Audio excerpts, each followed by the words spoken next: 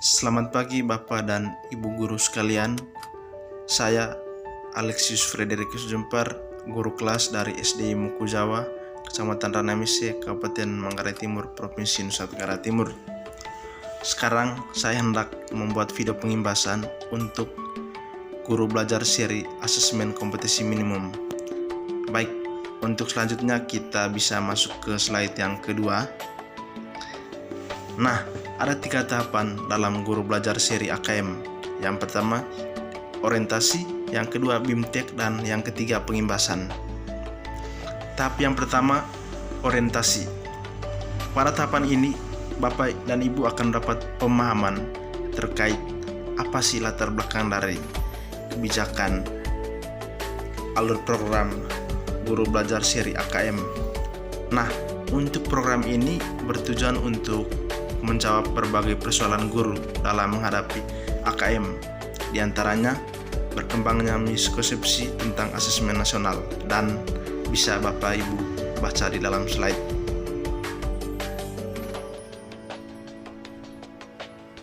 Oke, setelah ini kita lihat ke slide yang ketiga.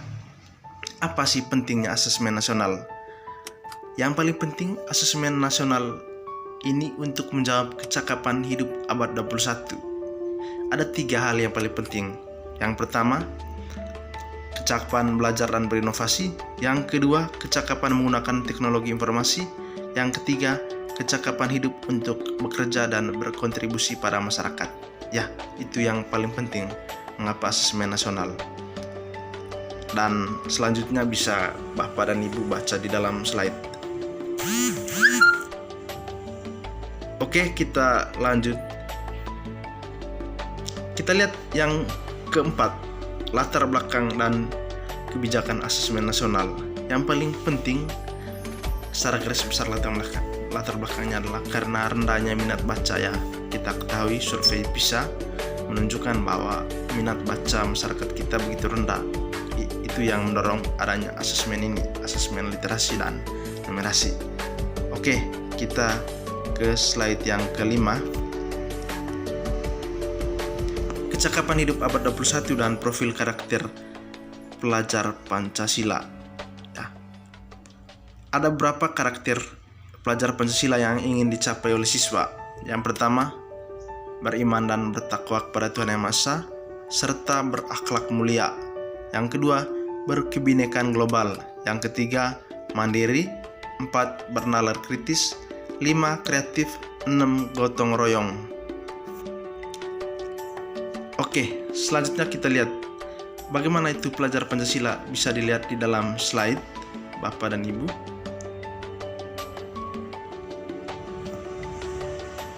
Oke, selanjutnya kompetisi siswa dalam kecakapan hidup abad 21 dan profil pelajar Pancasila. Nah, untuk asesmen nasional ini ada 3 tahapan nanti yang dilakukan. Yang pertama, asesmen kompetisi minimal. Yang kedua, survei karakter. Yang ketiga, survei lingkungan belajar. Nah, 3 hal ini yang mencakup asesmen nasional Bapak dan Ibu. Setelah itu baru dilakukan di tingkat sekolah. Ya. Oke, tahap yang kedua di BIMTEK. Dalam tahap BIMTEK ini nanti program ini akan efektif bila yang pertama mengikuti instruksi pembelajaran dengan teliti, yang kedua mempelajari secara seksama semua konsep, yang ketiga mengisi kuis dan diskusi dengan sebenar-benarnya, yang keempat melakukan latihan secara mandiri dan berkala. Oke, ini nanti hal yang akan kita lakukan di dalam program guru belajar seri AKM. Dan di slide selanjutnya kita coba lihat konsep asesmen nasional. Ya, untuk konsep ini bisa Bapak dan Ibu baca di dalam slide. Oke, kita lanjut ke slide selanjutnya. Tujuan dan manfaat asesmen nasional. Lagi-lagi Bapak dan Ibu bisa baca di dalam slide.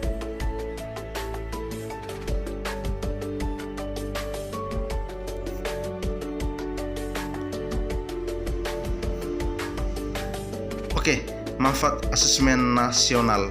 Oke, ada 3 manfaat yang paling penting. Yang pertama, potret kualitas pembelajaran.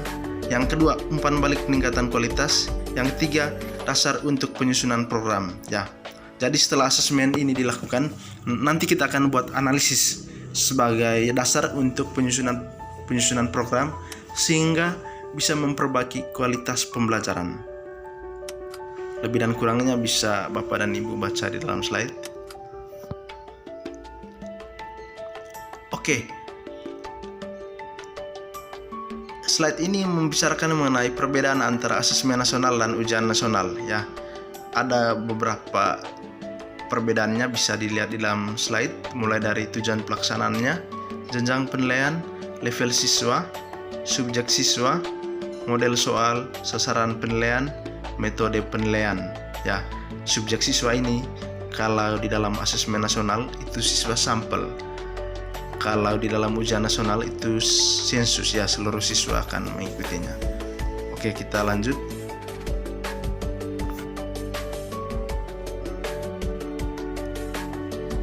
Ini juga bisa Bapak dan Ibu baca.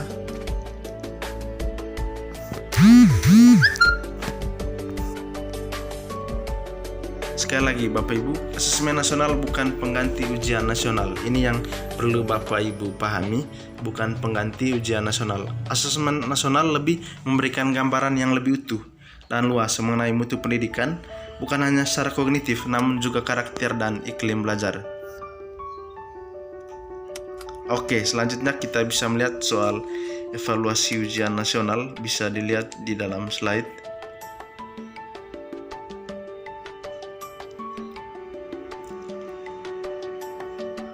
Dan pada poin selanjutnya kita melihat mengenai petunjuk teknis pelaksanaan asesmen nasional. Ya, asesmen nasional tadi terdiri dari 3 tahapan: AKM, survei karakter, dan survei lingkungan belajar. Lalu dari AKM ini itu dibagi lagi dalam 2 kegiatan. Yang pertama, asesmen literasi membaca, yang kedua asesmen numerasi. Ya, bisa dilihat di dalam slide. Dan yang paling penting Bapak dan Ibu, untuk asesmennya itu berbasis komputer dan bersifat adaptif. Maksudnya disesuaikan dengan kondisi sekolah. Kalau bisa menggunakan komputer, silakan. Kalau tidak, maka itu disiasati oleh pihak sekolah masing-masing. Lalu, siapa saja peserta AKM? Yang pertama, siswa kelas 5 SD, kelas 8 SMP, kelas 11 SMA. Ya. Dan pemilihan siswanya secara sampel atau acak, tidak seluruh siswa di dalam satu kelas menjadi peserta AKM. Dan untuk kriterianya bisa dilihat mengenai kriteria peserta asesmen nasional. Bentuk soalnya juga ada beberapa bentuk soal. Yang pertama, pilihan ganda kompleks, menjodohkan, isian singkat, uraian. Nah, itu butir soal asesmen nasional yang akan dibuat dan diberikan kepada siswa. Oke, kita ke slide selanjutnya. Konsep literasi membaca bisa dilihat di dalam slide. Begitupun dengan konsep numerasi bisa dilihat di dalam slide. Untuk AKM numerasi dibagi dalam 3 hal ya. Ada konten, ada proses kognitif, ada konteks. Dan pada numerasi ini konten dibedakan menjadi 4 kelompok. Ada bilangan, kedua pengukuran dan geometri, 3 data dan ketidakpastian, 4 aljabar. Lebih dan kurangnya Bapak dan Ibu bisa baca di dalam slide.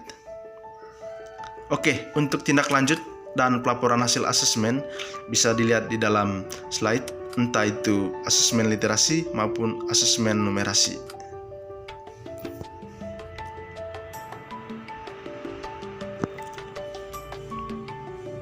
Oke, tindak lanjutnya bisa dilihat di sini. Pun perbedaan pembelajaran berbasis kompetensi dan berbasis konten, Bapak dan Ibu bisa dilihat dalam sini. Begitupun di slide selanjutnya kita bisa cek di dalam sini.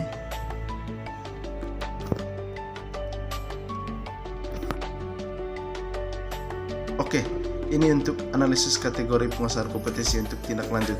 Nah, ada beberapa hal yang kita lakukan setelah asesmen. Yang pertama, kita akan diadaptasi sesuai dengan kondisi kelas masing-masing ya Bapak Ibu ya.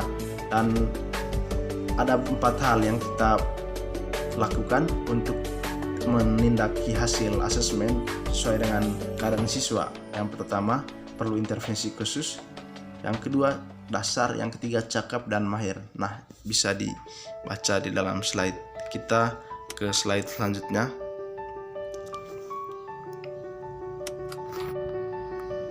Oke, ini yang terakhir Bapak dan Ibu. Segitiga belajar. Ada kurikulum, ada asesmen dan pembelajaran. Ya, ketiga hal ini tidak bisa dilepas pisahkan dalam proses asesmen ini.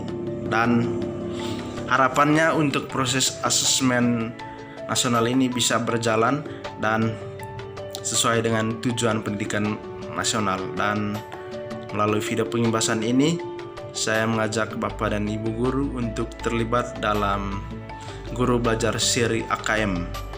Lebih dan kurangnya Bapak dan Ibu bisa mengikuti tahapan di dalam akun SIM PKB masing-masing. Sekian dan terima kasih. Salam dari Manggarai Timur, Flores, Nusa Tenggara Timur.